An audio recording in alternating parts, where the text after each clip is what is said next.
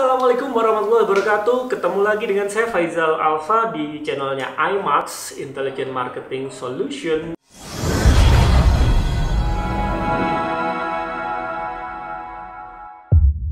Kami adalah perusahaan jasa digital marketing yang berpusat di Kota Malang. Hari ini yang akan kita bahas adalah terkait bagaimana bisnis kita tetap tumbuh di masa pandemi. Seakan-akan nggak mungkin ya, karena apa?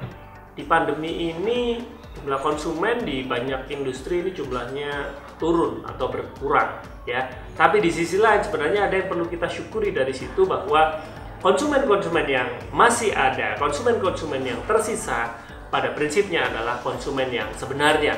Mereka tetap beli, mereka tetap order, mereka tetap belanja di tempat kita meskipun situasinya mungkin tidak seideal biasanya.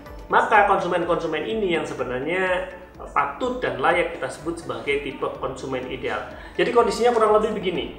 Secara market memang menyusut atau menurun, tapi yang masih ada, yang masih tersisa ini pada prinsipnya adalah bibit atau biang yang bagus untuk bagaimana kita mampu mengenali mereka lebih intensif, berkomunikasi dengan mereka secara lebih baik sehingga kita tahu siapa sebenarnya konsumen yang kita layani. Dan ini akan memandu kita di langkah berikutnya, bagaimana kita mengembangkan target, strategi, dan program-program yang kita lakukan adalah menyasar orang-orang yang terbukti masih membeli ini.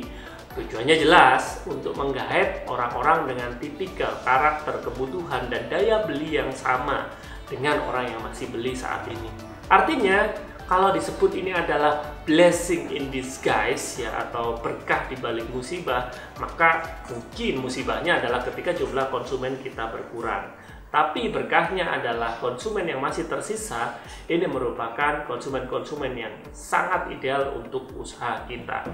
Setelah rancangan-rancangan programnya dibuat, bagian ketiga yang perlu kita munculkan adalah bagaimana dari unsur usaha kita ini menyesuaikan dengan mereka yang masih tetap beli di perusahaan kita.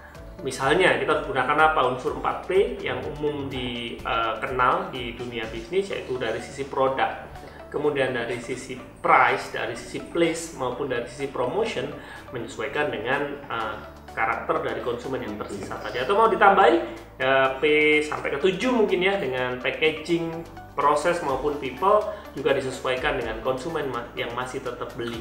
Artinya apa?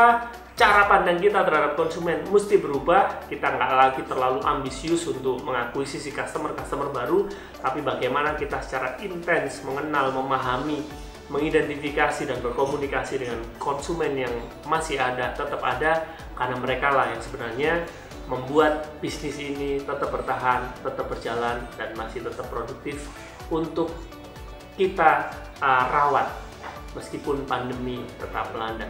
Tetap sehat, tetap bertumbuh. Saya Faizal Alfa dari PT Fortuna IMAX Trans, jasa digital marketing yang berbasis di Kota Malang. Wassalamualaikum warahmatullahi wabarakatuh.